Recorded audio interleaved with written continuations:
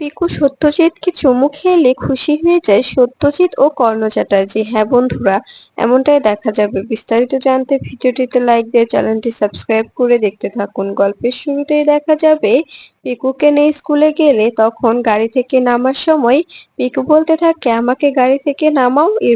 এরপরে দেখা যায় সত্যজিৎ পিকুকে গাড়ি থেকে নামাতে যায়, ঠিক তখনই তখনই কোলে উঠে পিকু সত্যজিৎকে চুমু খায়। এটা দেখে অবাক হয়ে যায় কর্ণ চ্যাটার্জি। এরপরে সত্যজিৎ অনেক খুশি হয়ে যায় আর মনে মনে বলতে থাকে আমি আমি যদি সত্যি এভাবে এভাবে এদের আদর করি তবে তো আমাকেও ওরা সব সময় আদর করবে, আমাকে আমাকে ভালোবাসবে। শুধু এইটুকু করেছি তার জন্য আজকে পিকু আমাকে চুমু খেলো, পিকু আমার কুলে উঠলো। আর আমি যদি সবসময় ওকে নিজের নাতি নাতনির চোখে দেখি, ওদেরকে ওদেরকে দাদুর ভালোবাসা দিই, তবে তো ওরা আমাকে মাথায় করে রাখবে। তবে তবে আমি আর কখনো কখনো ওদেরকে দূরে ঠেলে দেব না। আমি ওদেরকে কাছে টেনে নেব। আমি এতদিন বুঝতে পারিনি, আমি এতদিন নিজের নাতি নাতনির ভালোবাসাটা বুঝতে পারিনি। আমি নিজের বিজনেস নিয়ে ব্যস্ত ছিলাম। এরপরে কর্ণ চ্যাটার্জি সত্যজিৎ ও তো পিকুর এরকম দৃশ্য দেখে মনে মনে বলতে থাকে পিকু যদি আমাকেও একটা চুমু দিত তবে অনেক ভালো হতো, আমার অনেক ভালো লাগতো। ঠিক এভাবে কাবিরের সন্তান হলে আমাকে আদর করবে, আমাকে দাদু বলে ডাকবে, আমাকে আমাকে চুমু খাবে, আমার কোলে উঠে বেড়াবে। আমি তো এমনটাই চাই। তখন দেখা যায় সত্যজিৎ বলতে থাকে কি মশাই, কি ভাবছেন? তখন কর্ণ চ্যাটার্জি বলতে থাকে পিকু আমাকে আমাকে চুমু দেবে না, শুধু দাদুকেই দেবে, শুধু বড় দাদুকে দেবে, আমাকে দেবে না। তখন পিকু কর্ণ চ্যাটার্জিকে চুমু দিয়ে বলতে থাকে তে একটা হিংসুটে কোথাকার, তুমি তো দেখছি হিংসে করছো তো। তখন তখন দেখা যায় সত্যজিৎ ও কর্ণ চ্যাটার্জি দুজনেই হাসতে থাকে। তখন তখন পিকু বলতে থাকে হয়েছে হয়েছে, অনেক মজা হয়েছে। আমার তো লেট হয়ে যাচ্ছে নাকি, আমাকে আমাকে স্কুলে পৌঁছে দাও, আমাকে আমাকে ভেতরে নিয়ে চলো। এরপরে দেখা যায় কর্ণ চ্যাটার্জি ও সত্যজিৎ দুজনে মিলে পিকুকে ভেতরে নিয়ে আসে। আর ভেতরে নিয়ে এসে প্রিন্সিপাল ম্যামের হাতে পিকুকে তুলে দিলে তখন প্রিন্সিপাল ম্যাম বলতে থাকে তো তিনি আমাকে ফোন করে বলেছে তো পিকুর বাংলাটা যেন আপনি শিখিয়ে দেন, আর বাংলাটার দায়িত্ব আপনাকে নিতে বলেছে, আর ইংলিশটা মনে হয় কর্ণ চ্যাটার্জি নেবে, তাই না মিস্টার কর্ণ চ্যাটার্জি? এরপরেই তখন দেখা যায় কর্ণ চ্যাটার্জি বলতে থাকে লহরী, তুমি কি আমাকে পিঞ্চ করছো, আমাকে অপমান করছো? বলো তো, তোমার কথাটা আমি বুঝতে পারছি না ঠিক। তখন তটিনী বলতে থাকে এখানে অপমানের কি হলো, আমি কেন আপনাকে অপমান করব? আমি আপনাকে মোটেও অপমান করছি না। তখন দেখা যায় কথা শুনে কর্ণ চ্যাটার্জি বলতে থাকে যে আমাকে বাঁকে পেয়েছো তো, সবাই মিলে আমাকে এভাবে নাজেহাল করছো তো, এর দিনটা আমারও আসবে। আমি তখন দেখে নেব, সবাইকে সবাইকে উচিত শিক্ষা দেব। আজকের পরে সবাই বুঝতে পারবে, শুধু কেসটা থেকে মুক্তি পাই তবেই। এরপরে দেখা যায় তখন তটিনী ফোন করে বলতে থাকে কি ব্যাপার ম্যাম, ও পিকু কি স্কুলে পৌঁছেছে? তখন তটিনীর কথা শুনে লহরী বলতে থাকে হ্যাঁ, চিন্তা করবেন না মিস্টার কর্ণ চ্যাটার্জি, ও সত্যজিৎ মুখার্জি এসেছে পিকুকে স্কুলে পৌঁছে দিতে, আর পিকু আমার সামনেই দাঁড়িয়ে আছে, কথা বলবেন? তখন তটিনী বলতে থাকে না থাক, কথা বলতে হবে না, আমার আপনার প্রতি অনেক বিশ্বাস আছে, আমার মেয়েটার কোনো ক্ষতি হবে না।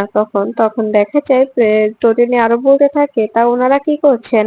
আপনাকে যে কথাগুলো বলেছিলাম সেগুলো ঠিকঠাক ভাবে বুঝিয়ে দিয়েছেন?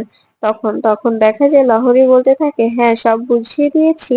আর আর মিস্টার কর্ণ চ্যাটার্জি হয়তো বা লজ্জা পাচ্ছেন, তাই উনি মুখে রুমাল চাপা দিয়ে এরকম বিজবিজ করে কি যেন বলছে। আর আপনার মেয়ে বলছে জানেন, আপনার মেয়ে কি বলছে? আপনার মেয়ে বলছে দাদুর পেটে কি কৃমি আছে, তাই তাই ওনাকে কৃমির ওষুধ খাওয়াতে হবে। এই কথা শুনে হাসতে থাকে তটিনী বলতে থাকে আমার মেয়েটা না বড্ড পাকা হয়ে গেছে, বড্ড পাকা হয়েছে, এভাবে এভাবে বড়দের কেউ বলে? তখন দেখা যায় এ কথা শুনে লহরী হাসতে থাকে আর বলতে থাকে ওরা বাচ্চা, ওদেরকে কখনো বকাবকি করবেন না, ওরা যেটাকে ভালো মনে করে ওরা সেটা নিয়ে কথা বলে। তখন তটিনী বলতে থাকে ঠিক আছে, আপনি ফোনটা একটু কর্ণ চ্যাটার্জিকে দিতে পারবেন? তখন ফোন কর্ণ চ্যাটার্জিকে দিলে কর্ণ চ্যাটার্জি বলতে থাকে কি ব্যাপার তটিনী, কি বলবে? তখন তটিনী বলতে থাকে আপনার আরেকটা কাজ আছে, এখন এখন ওখান থেকে বেরিয়ে সোজা নার্সিং হোমে যেতে হবে, সেখানে গিয়ে আমার ছেলের সঙ্গে কথা বলতে হবে, আমার ছেলের কাছে হাত জোড় করে ক্ষমা চাইতে হবে। তখন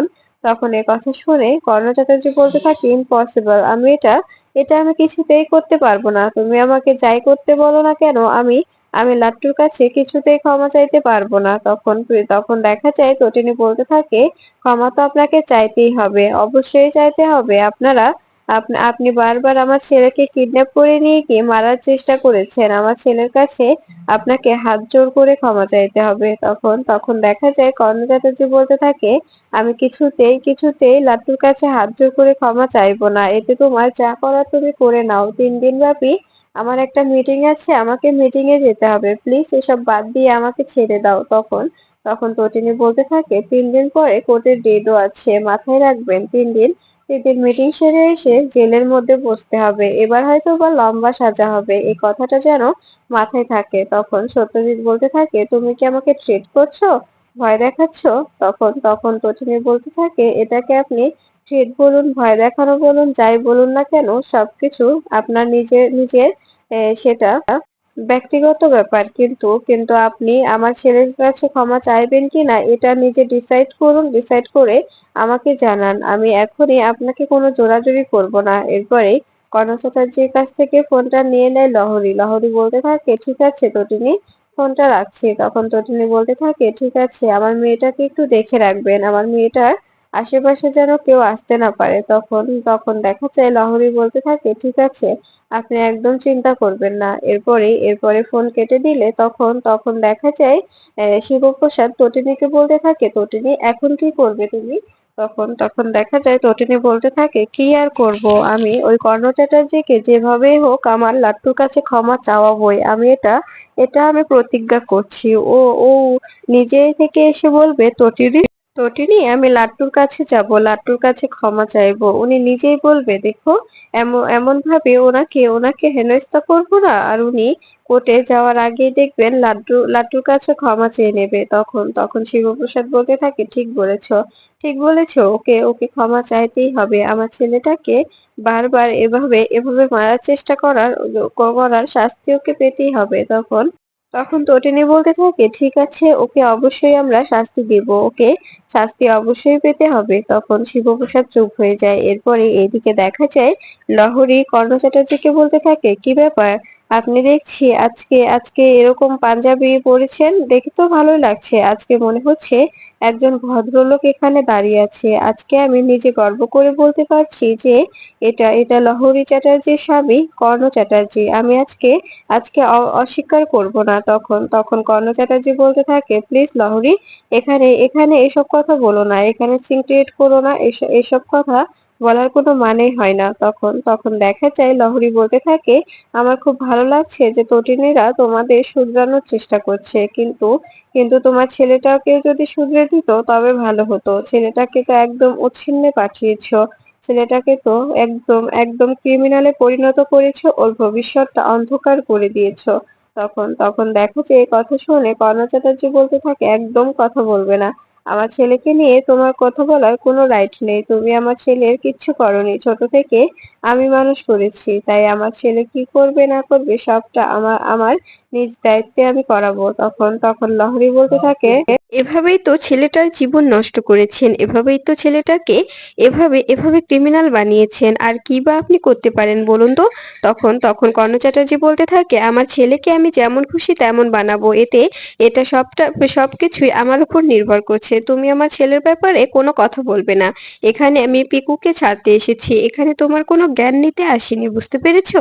তখন লহরী বলতে থাকে, আপনার সঙ্গে কথা বলাটাই বৃথা, কিন্তু কিন্তু আপনি যে কাজটা করেছেন মোটেও ঠিক করেননি। এভাবে এভাবে ছেলেটাকে জলাঞ্জলি দিতে আপনি পারেন না। তখন তখন দেখা যায় কর্ণ চ্যাটার্জি বলতে থাকে, আমি যেমন আমার ছেলেও ঠিক তেমনই হবে, তাই আমি আমার ছেলেকে তোমার আদর্শে কখনো বড় হতে দিইনি, আর দেবো না। তুমি কখনো আমার ছেলের ধারে কাছে আসতে পারবে না। তখন লহরী বলতে থাকে, এটা করেই তো সারাটা জীবন কাটিয়ে দিলেন, এভাবে এভাবে অন্যায়ের সঙ্গে আপোষ করে, অন্যায় করে এভাবেই তো নিজের জীবনটা এভাবে একজন উৎসর্গ করে দিয়েছেন। ঠিক দেখবেন আমি যেরকম একদিন একদিন আপনাকে ছেড়ে এসেছিলাম, ঠিক তেমন আরাধ্যা একদিন কাবিরকে ছেড়ে যাবে। এই কথাটা আমি আজকে আপনার সামনে বললাম। এই যে সত্যজিৎ মুখার্জি, উনি সাক্ষী। উনার সামনে আমি কথাটা বললাম, কথাটা মিলিয়ে নেবেন। তখন সত্যজিৎ বলতে থাকে, "আমাদের মেয়ে আরাধ্যা এরকম নয়। ও কখনো কাবিরকে ছাড়বে না। ও কাবিরকে অনেক ভালোবাসে।" তখন লহরী বলতে থাকে, "এরকম ভালোবাসা সবারই থাকে। ১ম সবাই ভালোবাসে। কিন্তু যখন দেখে যে সেখানে কোনো সম্মান নেই, কোনো ভালোবাসা নেই, কোনো কিছু নেই, তখন মেয়েটা সংসার ছেড়ে আসতে বাধ্য হয়। একটা মেয়ে কখনো ইচ্ছাকৃতভাবে সংসার ছাড়ে না। যখন সে বাধ্য হয় তখনই সংসারটা ছেড়ে আসে।" এই বলে পিকুকে নিয়ে লহরী চলে যায় আর বলে যায় যে, "আপনারা কিন্তু কোথাও যাবেন না। পিকুর বাংলা ক্লাসটা আপনাকেই হ্যান্ডেল করতে হবে। বাংলাতে পিকু অনেক কাঁচা, তাই বাংলাতে আপনাকে ওকে হেল্প করতে হবে।" এরপরে দেখা যায় এই বলে চলে গেলে তখন তটিনী এদিকে নন্দিনীকে ফোন করে বলতে থাকে, "ব্যাপারটা খুব ভালো লাগছে রে দিদি। আমি কর্ণ চ্যাটার্জিকে নিয়ে আমার লাট্টুর কাছে যাব। ওনাকে আমি আমার লাট্টুর কাছে হাত জোড় করে ক্ষমা চাওয়াবো। এটা আমি কর্ণ চ্যাটার্জিকে বলে দিয়েছি। ও যদি না যায়, তবে আমি বলেছি যে ৩ দিন পরে যে কোর্টে ডেট আছে, সেই ডেটেই ওনাদের শাস্তি পেতে হবে।" তখন নন্দিনী বলতে থাকে, এটা কি ঠিক হয়েছে? এটার জন্য কর্ণ চ্যাটার্জি যদি পিকুর কোনো ক্ষতি করে, তখন কি করবি তুই? তখন তটিনী বলতে থাকে, "পিকুর কোনো ক্ষতি করতে পারবে না। শিবপ্রসাদ তো বলল যে পিকুকে ৪ জন লোক কাভার করছে। ওকে সবসময় নজরে নজরে রাখছে। ওকে কেউ কিচ্ছু করতে পারবে না। কর্ণ চ্যাটার্জি মুখে যত সব বুলি ফোটে, ও কখনো কোনো কাজ সম্পূর্ণ করতে পারে না। আমি জানি যে কর্ণ চ্যাটার্জি আমাদের কোনো ক্ষতি করতে পারবে না। পরশুরাম থাকতে আমাদের কেউ কোনো ক্ষতি করতে পারবে না।" তখন নন্দিনী ভাসতে থাকে আর বলতে থাকে, "তোর কপালটা অনেক ভালো রে টটিনি। অনেক ভালো বর পেয়েছিস, ঘর পেয়েছিস, সবকিছু পেয়েছিস। ওই ছোট ঘরটাতেই যে সুখ আছে, আমাদের এত বড় বাড়িতে সেই সুখটা মোটেও নেই। আমরা কখনো সুখী হইনি আর হতেও পারবো না। এটা আমি নিশ্চিত।" তখন তটিনী বলতে থাকে, "দিদি, এভাবে আফসোস করিস না। তুইও সুন্দর করে একটা জীবন শুরু করতে পারবি। একদিন দেখবি তোর জীবনেও কেউ না কেউ আসবে। তোর জীবনটা অনেক সুন্দর হয়ে যাবে।" এরপরে নন্দিনী কথা বলছে, ঠিক তখনই জিত এসে নন্দিনীর হাত থেকে ফোনটা কেড়ে নেয় আর বলতে থাকে, "তটিনী, তুই কিন্তু কাজটা মোটেও ঠিক করছিস না। এভাবে সুযোগ পেয়ে আমাদের এভাবে অপমান করতে পারিস না। কর্ণ চ্যাটার্জি আর দাদাকে এরকম কেন সাজিয়েছিস বলতো?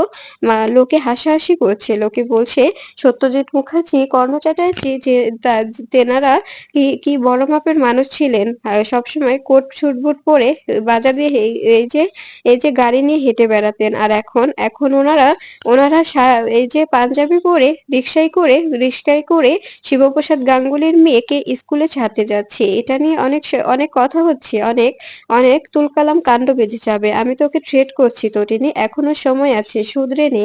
এমন কিছু করিস না যার জন্য তোর পরিবারকে সাফার করতে হয়।" তখন তটিনী বলতে থাকে, "থ্রেট করছো? থ্রেট করার ফল কি হতে পারে জানো? তুমি জানো না যে পরশুরাম এখন আমার ঘরে, পরশুরাম আমার কাছে। তাই বলছি, এরকম করে থ্রেট করো না, যাতে তোমরা বিপদে পড়ে যাও।" তখন এ কথা শুনে তখন দেখা যায় জিৎ মুখার্জি বলতে থাকে, "তুই কিচ্ছু করতে পারবি না। পরশুরামকেও মেরে দেওয়া হবে। পরশুরামেরও কিছু করতে পারবে না।